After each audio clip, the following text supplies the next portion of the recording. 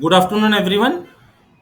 Today we'll start Fourier series in arbitrary intervals. अभी तक हमने फोरियर सीरीज को पर्टिकुलर इंटरवल में देखा था जिसकी लेंथ 2 पाई थी। तो वो 0 से 2 पाई हो सकता था, माइनस पाई से पाई ये इंटरवल हो सकता था। अब इनके अलावा जनरल इंटरवल्स में फोरियर सीरीज का क्या मॉडिफिकेशंस होगा, कैसे उसको इवेल्युएट करेंगे, ये देखते हैं। Fourier series in arbitrary intervals, that is period other than 2 pi. Many times it is required to expand function f of x in a Fourier series defined on an interval of length 2l.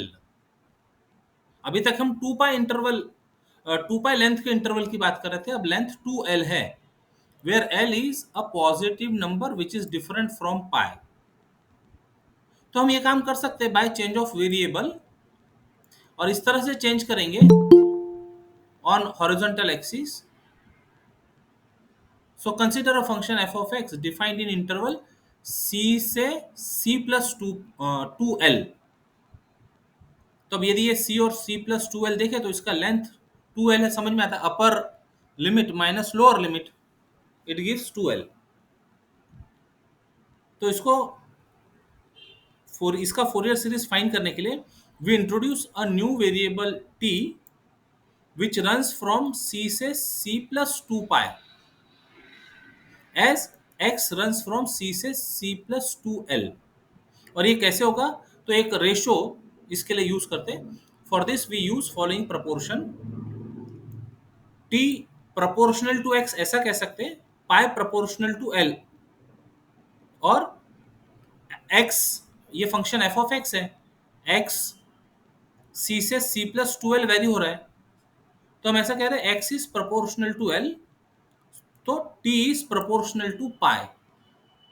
मतलब जो भी interval दिया होगा other than pi, उसको हम ऐसा ratio introduce करके पाई में कन्वर्ट करना चाह रहे हैं. तो इसको पहले लिखा जा सकता है एक्स प्रोपोर्शनल टू एल, ये जो रेशियो है ये पहले लिख के उसके बाद में टी बाय पाई बाद में लिखा जा सकता है. तो इसको यदि हम कैलकुलेट करें टी के लिए, तो t is equal to pi x upon L, और इसी से एक्स फाइंड करना हो तो x is equal to L t upon pi. जब टी की वैल्यू लेनी होगी इन टर्म्स ऑफ एक्स तो ये ले लेंगे पाई एक्स अपॉन एल. जब एक्स की वैल्यू लेनी होगी इन टर्म्स ऑफ टी तो ये ले लेंगे L into T upon pi. Now, the function f of x transformed into function of t having period 2 pi. जैसे ये जो 2l है ये 2 पाई बन जाएगा. तो जब अपर लिमिट माइनस लोअर लिमिट की बात करें तो c plus 2 pi minus c will be 2 पाई. और फंक्शन t में कन्वर्ट कैसे होगा, तो f of x original function था, x की जगह हमने ये जो वैल्यू फाइंड की है एल टी अपॉन पाई ये रख दिया. तो l कांस्टेंट है, पाई कांस्टेंट है, t वेरिएबल है. तो this will be treated as function of new variable t, f of L t by pi. इसको हमने डिनोट कर दिया function of new variable t, where t runs from c से c plus 2 pi. तो जो हमारा फंक्शन f ऑफ x था, function f of x था c से c प्लस 2l के लिए, अब वही function f of x g of t में कन्वर्ट हो गया, where these are the relations between x and t such that t runs from c से c plus 2 pi. अब g of t के लिए तो सारी बातें हमको मालूम है, वो तो c से c plus 2 pi यानी इंटरवल ऑफ लेंथ 2 pi के लिए काम करते दिख रहा है. तो यदि हमारा function f of x satisfy the Dirichlet conditions, f of x यदि Dirichlet कंडीशन सेटिस्फाई करे तो which is equal to g of t, तो g of t भी वो कंडीशन सब सेटिस्फाई करेगा. And therefore we can expand g of t in Fourier series in the interval c से c plus 2 pi. तो original function का conversion new variable के साथ जी ऑफ टी में हो गया, जहां पर टी वेरी कर रहा है सी से सी प्लस टू पाए। इतनी बात सभी को समझ में आ रही है?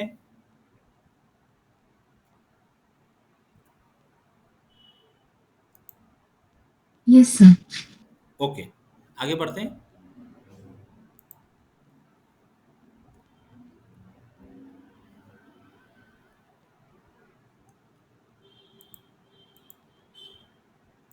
अब जी ऑफ टी का रेंज हो गया सी से सी प्लस टू पाए, तो उसके लिए तो फोरियर सीरीज जैसे अभी तक करते आ रहे थे वैसे ही लिखेंगे।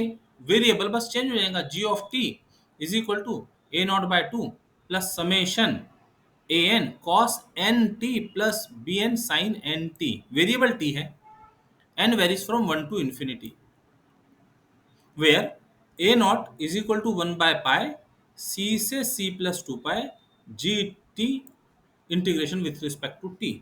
Function is now G, G of T A N one by pi C से सी plus two pi G of T cos N T D T. A N की वैल्यू होगी, and B N is one by pi integral C से सी plus two pi G of T into sine N T D T. तो जब ये हम evaluate करेंगे तो A nought A N B N मिल जाएंगे। अब ये जो सीरीज होगी ये सीरीज होगी इन टर्म्स ऑफ टी, मतलब जी टी की सीरीज होगी। हमको तो original function f of x दिया हुआ था, एफ ऑफ एक्स की फोरियर सीरीज फाइंड करनी थी। तो ये सब काम करने के बाद, ये सारे कोएफिशिएंट्स फाइंड करने के बाद, अब ये जो कोएफिशिएंट्स है डेफिनेट इंटीग्रल है, तो ये तो टी पर नहीं डिपेंड करेंगे, ये तो वैल्यूज होंगी, नंबर्स होंगे। वेरिएबल यहाँ है टी, वेरिएबल यहाँ है टी, और ये जी ऑफ टी। तो ओरिजिनल फंक्शन का फोरियर सीरीज फाइंड करने के लिए lastly we put substitution t is equal to pi x by l, so that dt is equal to pi by l constant है, x का differential हो गया dx in 2 and 3, then Fourier expansion of f of x in the interval c से c plus 2l is given by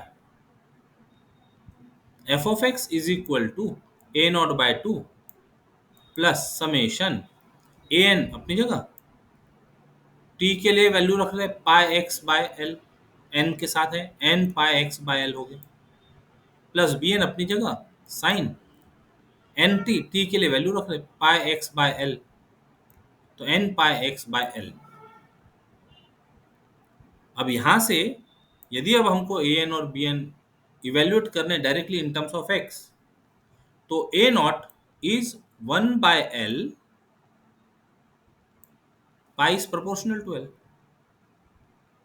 integral C से सी plus two L F of x D x, A N is equal to 1 by L C से सी plus two L F of x cos N pi x by L D x, and bn is equal to 1 by l integral c से c plus 2 pi f of x sin n pi x by l dx।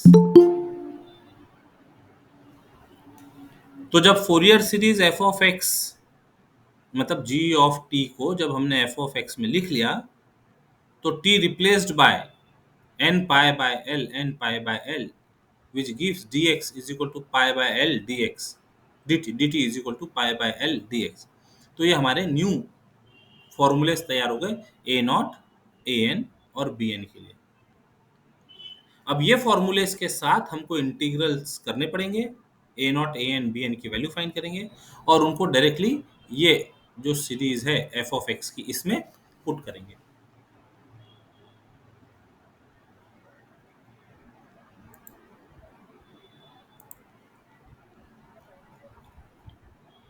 फॉर्मूले याद रखने होंगे ये, cos n pi x by L sine x n pi x by L के साथ में, या फोरियर सीरीज में भी cos n pi x by L plus sine n pi x by L. कुछ डिडक्शंस है, वो जो ऊपर बात करी उसके कुछ डिडक्शंस।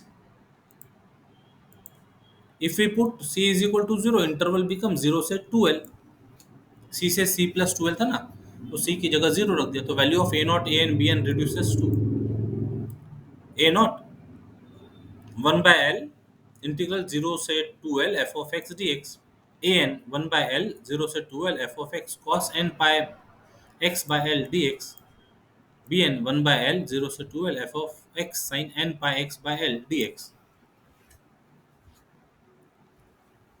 सी की वैल्यू यदि माइनस एल हो तो इंटरवल बिकम माइनस एल से L, again length is 2L, value of A nought A N B N reduces to A nought is equal to 1 by L minus L से L F of x D x, A N is equal to 1 by L minus L से L F of x cos N pi x by L D X, B N is equal to 1 by L minus L से L F of x sine N pi x by L D x.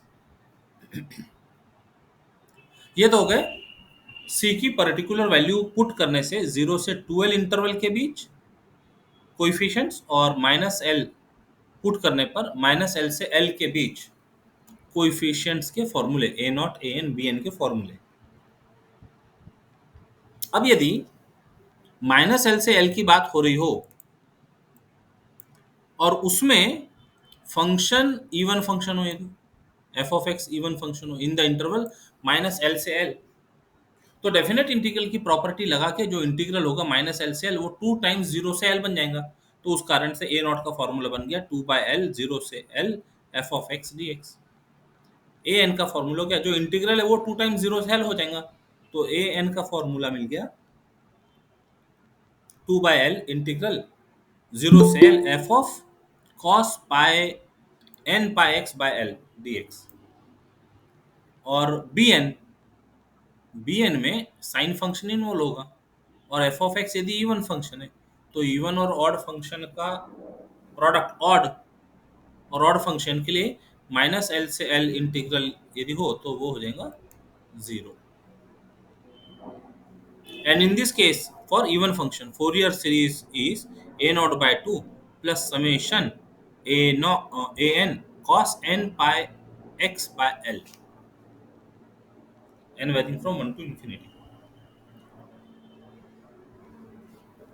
A nought और A N के फॉर्मूले देख ही लिया अभी हमने ऊपर ही। तो ऐसा ही डिडक्शन ऑड फंक्शन हो तो किया जा सकता है।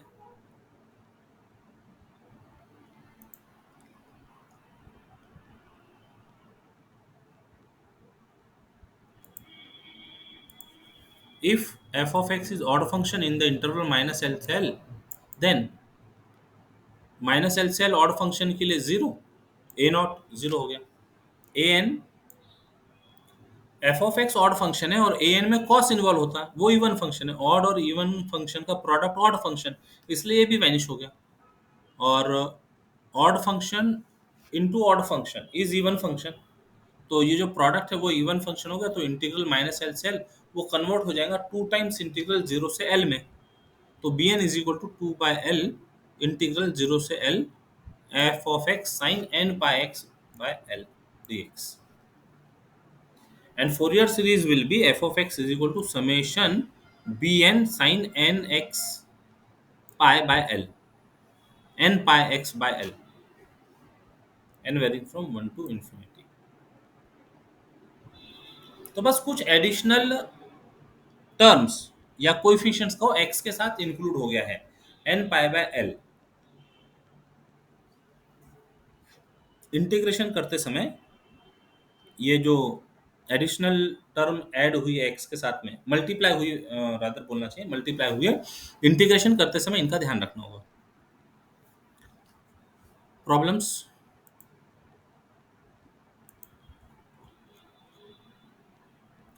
expand f of x on the interval minus 2 से 2 if f of x is equal to minus 3 for minus 2 से 0 and f of x is 3 for 0 से 2। यानी ब्रेक में दिया हुआ है function,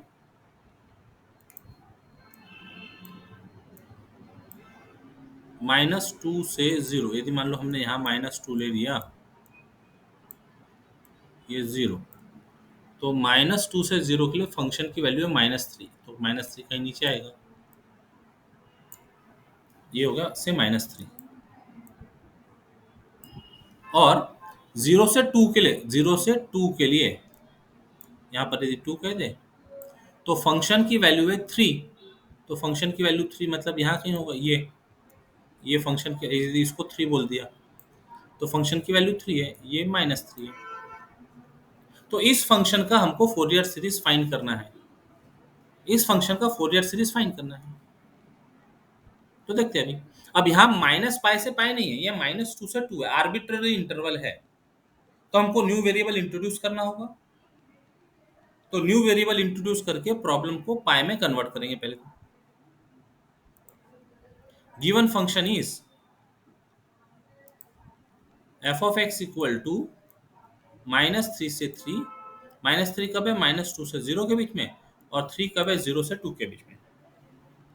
now compare this interval -2 less than और equal to x less than 2 with -l less than और equal to x less than l।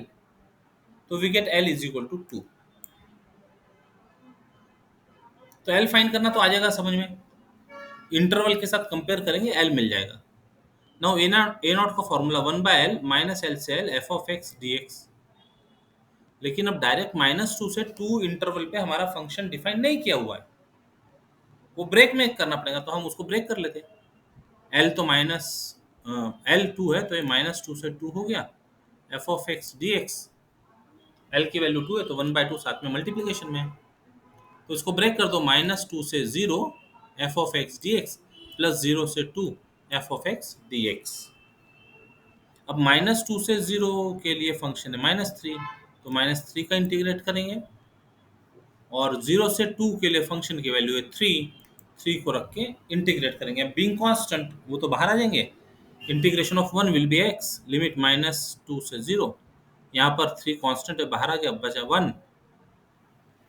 उसका इंटीग्रल x, लिमिट हो गई 0 से 2, वैल्यू पुट कर दिया, सिंप्लीफाई कर लिया, इसका आंसर आते दिख रहा है 0। मतलब a नॉट की वैल्यू आ गई है 0।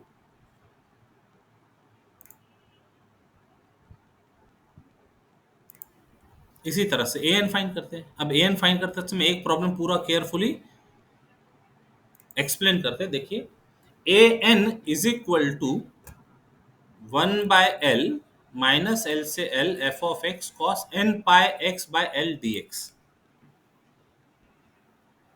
तो l हमारा 2 है, 1/2 इंटीग्रल -2 से 2 f of x cos n pi x by 2 dx। -2 से 2 के लिए हमारा पूरा फंक्शन एक साथ नहीं दिया हुआ है, ब्रेक में दिया हो तो ब्रेक कर देते। -2 से 0, 0 से 2।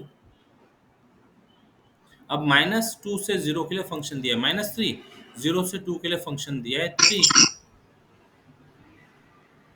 अब ये दो अलग अलग इंटीग्रल्स इवेल्युएट करने हैं। तो -3 तो कांस्टेंट है, cos n pi x by 2 का इंटीग्रेशन, cos x का इंटीग्रेशन sin x, लेकिन अकेला x नहीं है, x के साथ कुछ टर्म है n pi by 2। तो इंटीग्रेट करते समय sin n pi x by 2 upon n pi by 2 ये लिखना होगा। लिमिट है -2 से 0। इसी तरह से सेकेंड इंटीग्रल में 3 कांस्टेंट है, ये इंटीग्रेशन के बाहर लिख के cos n pi x by 2 का इंटीग्रेशन हो जाएगा sin n pi x by 2 upon coefficient of x n pi by 2, limit 0 से 2। अब यदि मान लो हम पहले केस में देखते, upper limit 0, sine 0 is 0, lower limit -2 यदि रखा तो 2 से 2 डिवाइड हो गया -n पाई। मतलब मल्टीपल्स ऑफ पाई है, यानी एंगल हमेशा x एक्सिस पर लाई कर रहा है और x एक्सिस पर साइन फंक्शन वैनिश होता है। तो फर्स्ट फंक्शन दोनों लिमिट पर वैनिश हो गया। Similar is the case with second term also. 2 यदि रखा x की जगह तो 2 से 2 डिवाइड हो गया, साइन n पाई हमेशा x एक्सिस पर एंगल दिखेगा which is equal to 0 upon n pi by 2, वो तो कांस्टेंट है, तो 0 अपॉन कांस्टेंट इज 0। और साइन 0 तो 0 होने वाला है, मतलब अपर लिमिट लोअर लिमिट पे पूरे पूरे टर्म वैनिश हो गए। तो 0 प्लस 0 का एडिशन 0, 0 डिवाइडेड बाय 2 इज 0। आ गया, ए एन आ गया 0। सिंपल इंटीग्रेशन है, जब आप सॉल्व करेंगे तो कर पाएंगे? Answer please.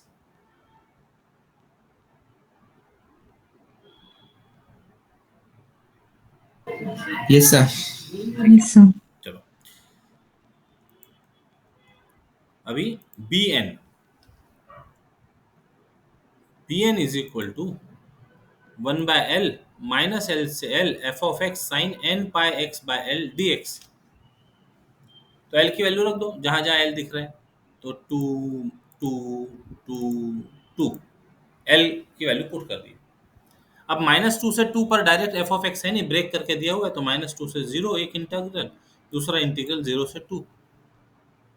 -2 से 2 पर फंक्शन है -3 इंटू साइन, वो तो जैसे रहने दो। 0 से 2 इंटरवल पे एफ ऑफ एक्स है 3 sine N pi x by L आ गया।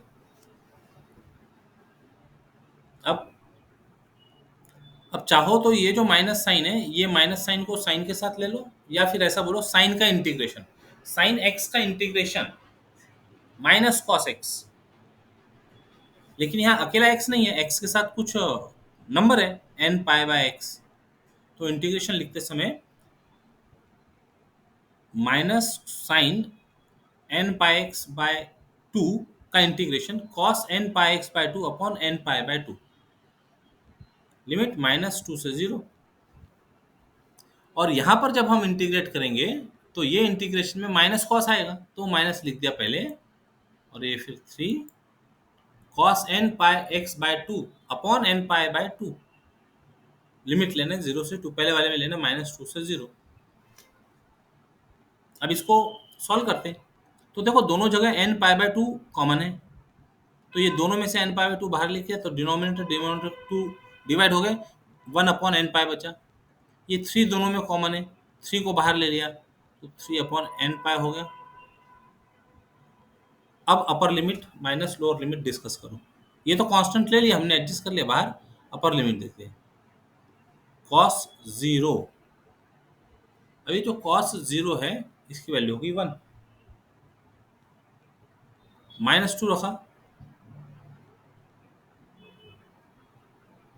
-2 पर क्या होगा, 2 से 2 डिवाइड हो जाएगा, cos of minus N pi रहेगा, and cos of minus theta is same as cos theta, तो 1 minus cos N pi minus, यहाँ पर पुट करो और इसी तरह से सिंप्लीफाई करो, वो आ गया cos N pi -1, bracket open करने पर N pi minus cos N pi 2 times बन जाएगा, माइनस ऑफ माइनस +1, -1 के साथ 0, तो 2 टाइम्स कॉस। और एक काम कर दिया ना, इसमें से माइनस कॉमन ले ले तो और आसान है, माइनस कॉमन लेने से 1 माइनस कॉस एन पाई हो गया, तो माइनस कॉमन लेने से प्लस बन गया, तो 2 टाइम्स 1 माइनस कॉस एन पाई, तो 2 टाइम्स 3 अपॉन एन पाई बन गया 6 upon N pi into 1 minus cos N pi. अभी इसको रहने देते, जब हम सीरीज में पुट करेंगे तब एक एक वैल्यू के साथ देख सकते हैं। 6 upon N pi into 1 minus -1 power N, cos N pi की वैल्यू है ये, -1 का power N. So required Fourier series is for arbitrary interval f of x is equal to a naught by 2 plus summation a n cos n pi x by 2 plus b n sin n pi x by 2। अब इसमें values रख दो, तो शुरुआत के तो 0 आए थे,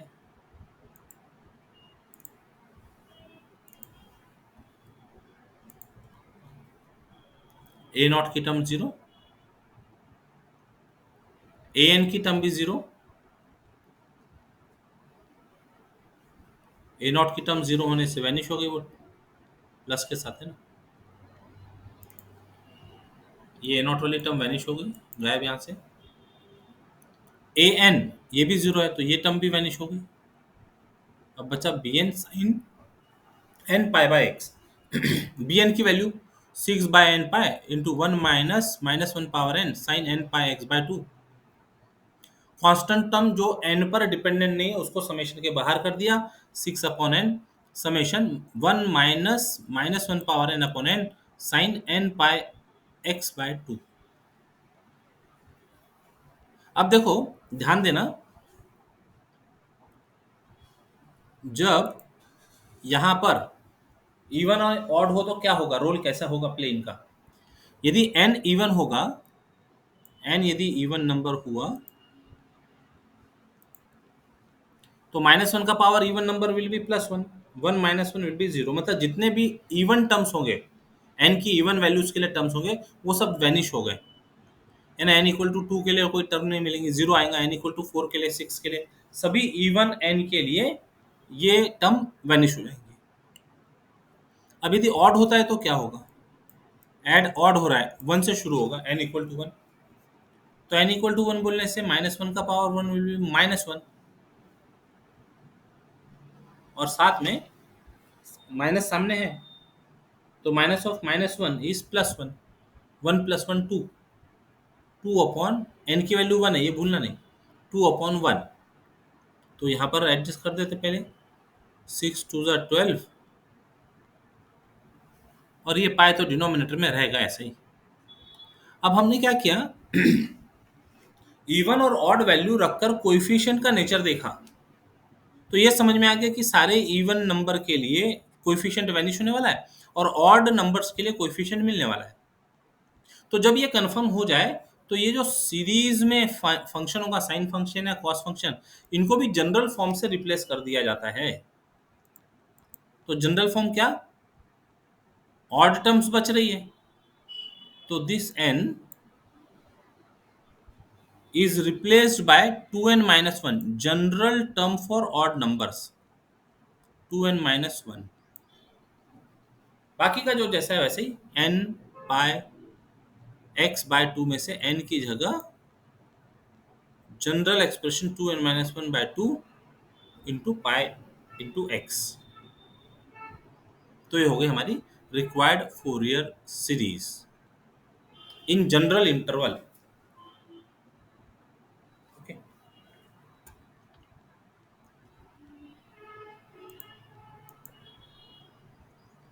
एग्जांपल 2, इसमें भी मॉड एक्स दिया है -2 से 2 के बीच में, लेकिन मॉड एक्स का इंटीग्रेशन नहीं होता तो उसको ब्रेक करना पड़ेगा। -2 से 0 के बीच में नेगेटिव और 2 से x के बीच में पॉजिटिव, सब mod function is even function, तो ऑड टर्म्स वेनिशेस हो जाएंगे ना, bn वेनिश हो जाएगा, और हमको केवल a0 और an फाइंड करना होगा। तो a0 के लिए पहले काम करते हैं, a0 के लिए a0 is equal to 2/l 0 से l f of x dx। हमारे प्रॉब्लम में -2 से 2 दिया है, मतलब l की वैल्यू 2 है, तो रखो l की जगह 2, 2/2 0 से 2 मॉड x dx।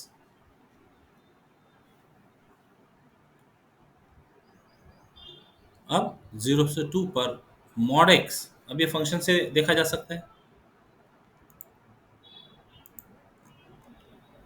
इसको ब्रेक करना पड़ेगा, इसको दो पार्ट में ब्रेक करना पड़ेगा ये फंक्शन को।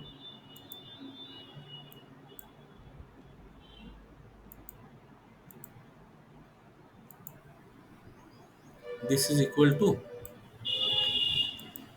समथिंग वेंट फ्रॉम,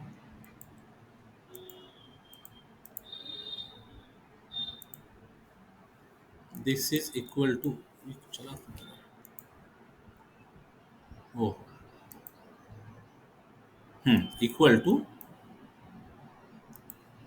ये ब्रेक करके it is x for 0 less than और equal to x less than और इक्वल टू 2, ये नीचे लिखना चाहिए था, and it is -x if -2 less than और equal to x less than 0। तो ये पहले होना था, ऊपर होना था, और वो ऊपर वाला सेगमेंट नीचे होना था। तो 0 से 2 के बीच में फंक्शन एक्स है, ये लेके प्रॉब्लम आगे सॉल्व करेंगे।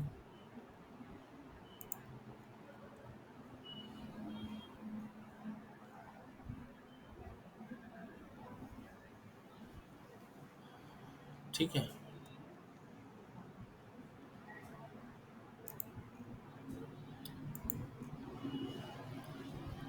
मॉड एक्स 0 से 2 इंटरवल में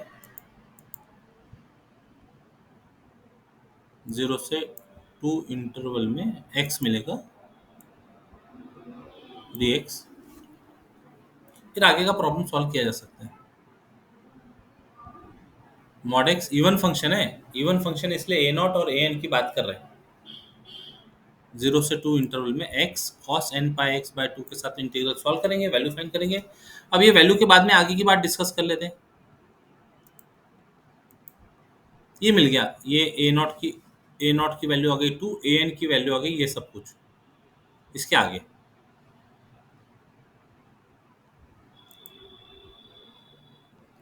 Fourier series is given by f of x is equal to a naught by 2 plus summation a n cos n pi x by 2 n varying from 1 to infinity। तो a not की value 2 थी, 2 bye 2 यानी 1 आ गया, plus summation A N ये पूरा पूरा है 4 upon N square pi square minus one का पावर एन माइनस वन, और ये cos N pi x by 2 रख दिए जैसा है। अब ये जो स्ट्रक्चर है, ये स्ट्रक्चर में फिर इवन और ऑड के लिए देखो नेचर कैसा बनता है। एन की वैल्यू यदि इवन रखा तो माइनस वन का power even number will be plus one minus one zero. मतलब जब जब एन होगा तब तब ये टर्म वैनिश हो जाएगी, एन इवन होगा तो जो टर्म्स मिलेंगी वो ऑड के लिए मिलेगी। और क्या मिलेंगी ऑड के लिए, एन यदि ऑड रहा तो माइनस वन का power odd number will be minus one यानी माइनस टू हो जाएगा, माइनस टू हो जाएगा। तो ये कांस्टेंट को बाहर निकाले, ये कांस्टेंट को बाहर निकालने के साथ में ये माइनस टू भी हो जाएगा ऑड नंबर के लिए, तो one minus eight by pi square. अब जब ये सब काम हम कर रहे हैं तो जहां जहां एन होगा उसका ऑड नंबर का general form 2n minus one रख दिए, एन की जगह 2n minus one X pi x upon two, N varying from 1 से इन्फिनिटी।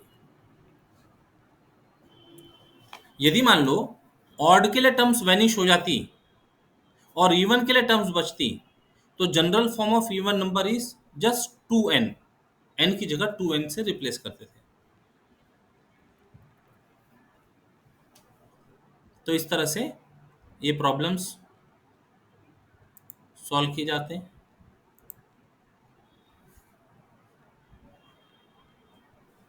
एक्सपांड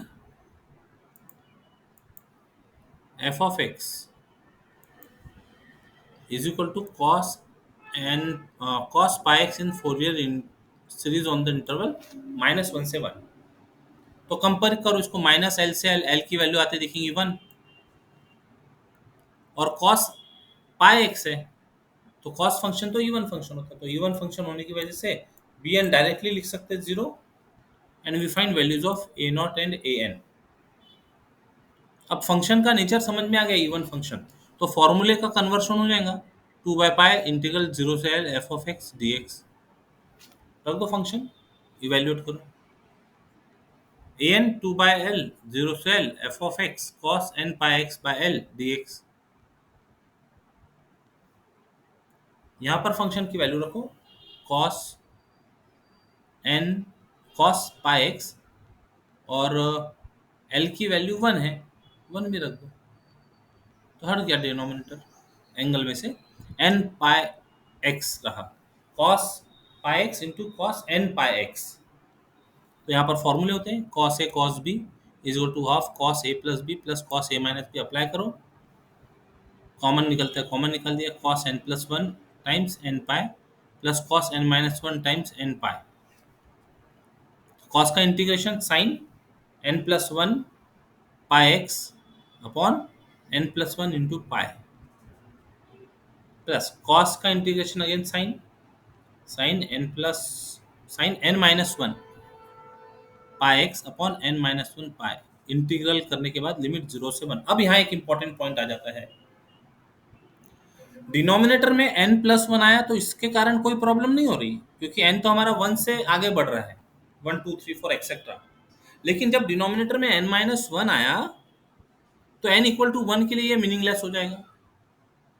तो यहाँ कंडीशन मेंशन कर देनी पड़ती है कि n for n not equal to 1, n not equal to 1 मतलब सारे an मिलेंगे एक्सेप्ट फॉर 1। मतलब ये फॉर्मूला हमको a1 प्रोवाइड नहीं करेगा, क्योंकि डिनोमिनेटर में n-1 दिख रहा है। तो n की वैल्यू 1 के लिए हमको a1 अलग से इवेल्युएट करना पड़ेगा।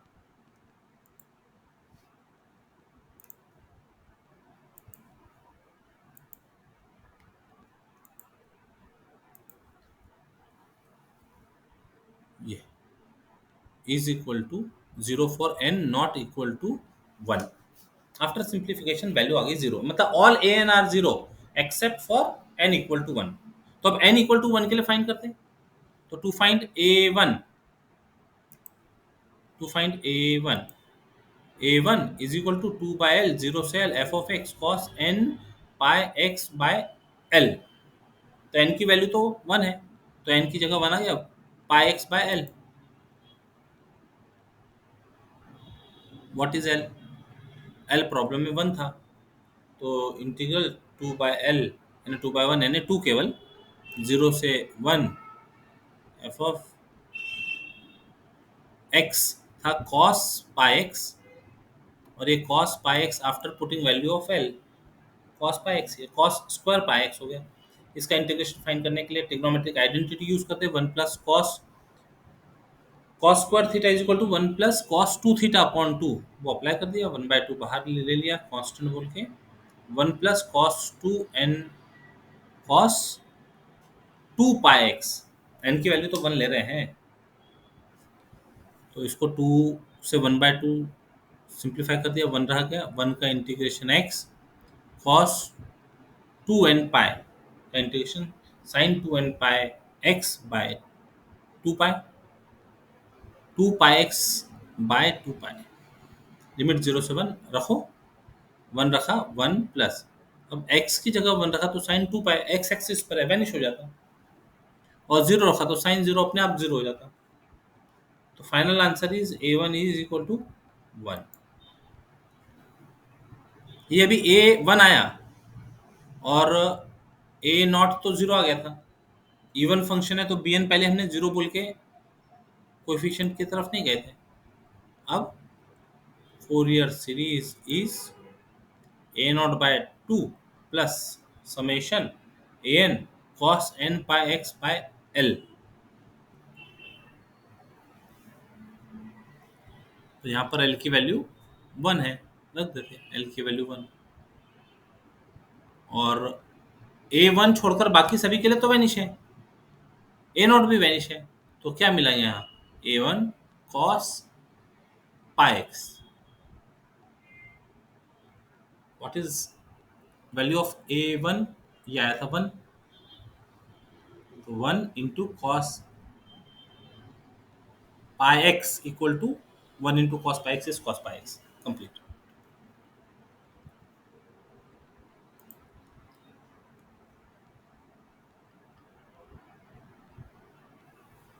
बेसिकली इंटीग्रेट करते समय x का जो कोएफिशिएंट है उसको डिनोमिनेटर में लिखना भूलना नहीं है, उतना केयर लेना होगा।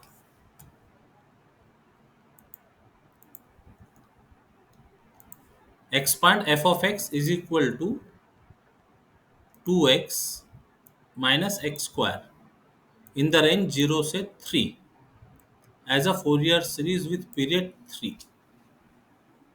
अब पीरियड दिया हुआ है 3 डायरेक्टली, जनरली हम पीरियड की बात करते हैं तो 2l लेंथ का इंटरवल हो, तो गिवन फंक्शन दे दिया इन द रेंज 0 से 3, कंपेयर द इंटरवल 0 से 3 विथ 0 से 2l, मतलब 2l की वैल्यू 3 दिया है तो l फाइंड किया जा सकता है 3/2। Now the coefficients a nought a and bn are given by following formulas, 1 by l 0 से 2l f of x dx। l की वैल्यू थी 3/2 को डिनोमिनेटर में, तो रेसिप्रोकल बोलने से 2/3 आ गया, लिमिट एल की वैल्यू थी 3/2, तो 2l की वैल्यू होगी 3, लिमिट 0 से 3। एफ ऑफ एक्स तो जो है वो लिख दिया पूरा, 2x minus X square D x. इसको इंटीग्रेट करो, लिमिट पुट करो, वैल्यू आ गई इसकी 0। ए एन 1/l इंटीग्रल 0 से 2l F of x cos N pi x by L D X. L की वैल्यू है 3/2, रेसिप्रोकल करने से 2/3, इंटीग्रल 0 से 2l की वैल्यू हो जाएंगी 3। 0 से 3 इंटीग्रल पे है, फंक्शन है F of X is 2x minus X square into cos N pi x by L. L is 3/2, तो 2 ऊपर चले गया डिनोमिनेटर में से।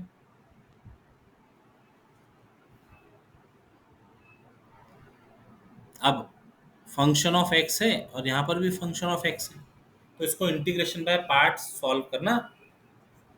समय लगेगा थोड़ा सॉल्व करने के लिए, बट सॉल्व करना, लिमिट यूज करना और इवेल्युएट करके आंसर टैली कर लेना।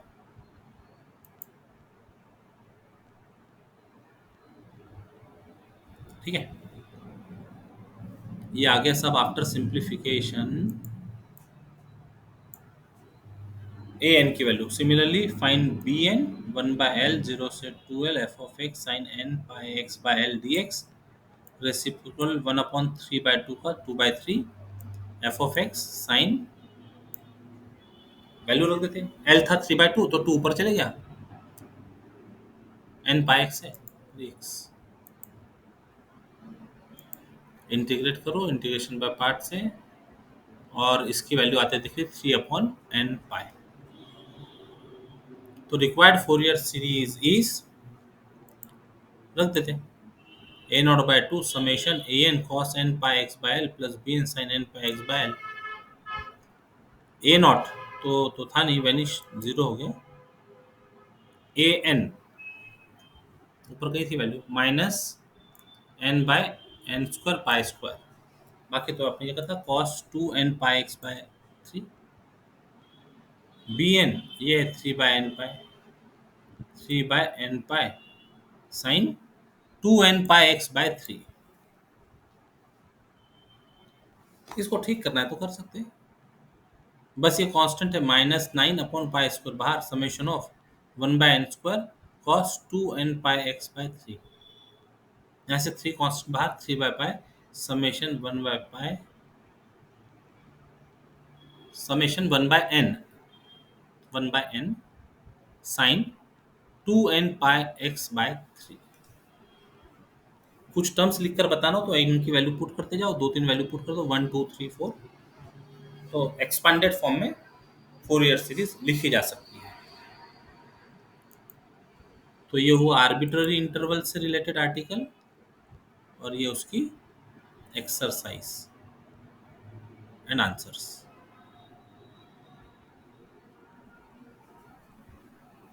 तो इतना कंप्लीट कीजिएगा। इसके बाद एक और पार्ट आएगा, हाफ रेंज सीरीज। तो ये हाफ रेंज सीरीज पढ़ने के लिए अभी जो हमने आर्बिट्ररी इंटरवल में बात की उसकी प्रैक्टिस होना जरूरी है, फिर हम इसकी बात करेंगे और काफी कुछ सिमिलरिटी दिखेगी। आज के लिए इतना ही, रोकते हैं यहाँ पर अपने आप को।